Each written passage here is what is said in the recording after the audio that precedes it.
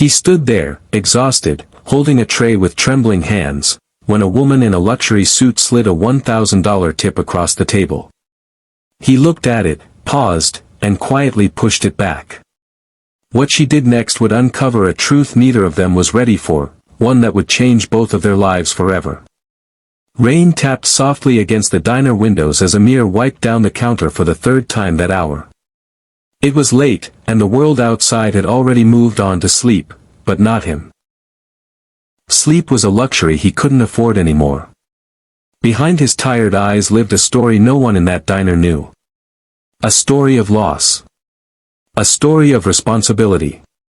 A story of a father who refused to break. At home, his 6-year-old daughter, Isa, waited every night for him to return. She didn't complain about the small apartment, the second-hand toys, or the nights when dinner was just bread and tea. To her, Amir was everything. And that was enough for him to keep going. But tonight felt different. The door chimed, breaking the silence.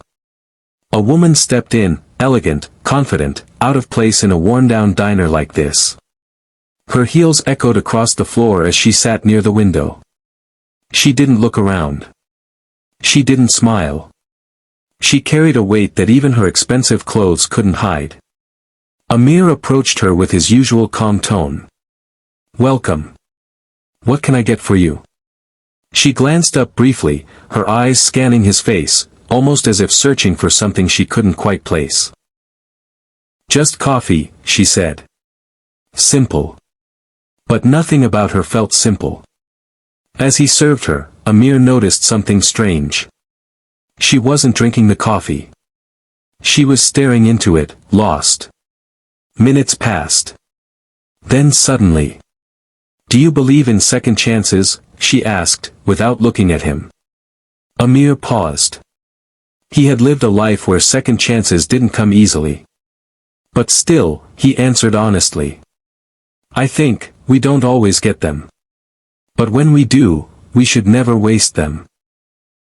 For the first time, she looked directly at him. And saw him. The next morning, Amir woke up to Isa's laughter. She was drawing on the floor, humming a tune he didn't recognize.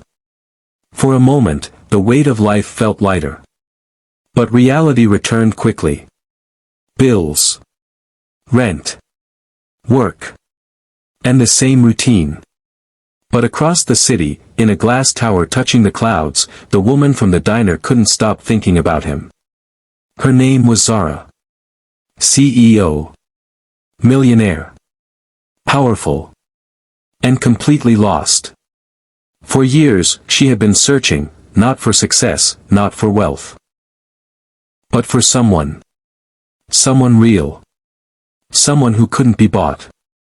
Someone who reminded her of the man her father once was, before greed took him away from her forever. And last night, she saw something familiar in Amir. Something she thought no longer existed. So she did what she always did when she wanted answers. She investigated. By afternoon, she knew everything. Single father. Lost his wife. Works 2 jobs. Never accepts charity. And suddenly, her heart felt heavier than ever. That evening, she returned to the diner. Amir was surprised to see her again. "You came back," he said. She nodded. "I need to understand something." He waited. "Why did you refuse the money, even though you clearly needed it?" He smiled faintly. "Because if I teach my daughter that money comes without effort, then I've failed her." Her breath caught. That was it. That was what she had been searching for her whole life. Not wealth. Not power. But values. Truth. Integrity. Tears welled in her eyes, but she quickly turned away. "I want to offer you a job," she said suddenly. Amir frowned. "A job?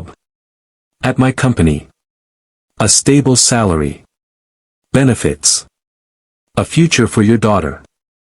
He stayed silent. Then asked softly, "Why me?" She hesitated, then finally spoke the truth. Because you're the kind of man the world forgot, and the kind it desperately needs. Amir looked down, thinking of Isa. Thinking of her future. This time, it wasn't charity. It was an opportunity. He nodded. I'll accept, but only if I earn it. Zara smiled for the first time. Deal.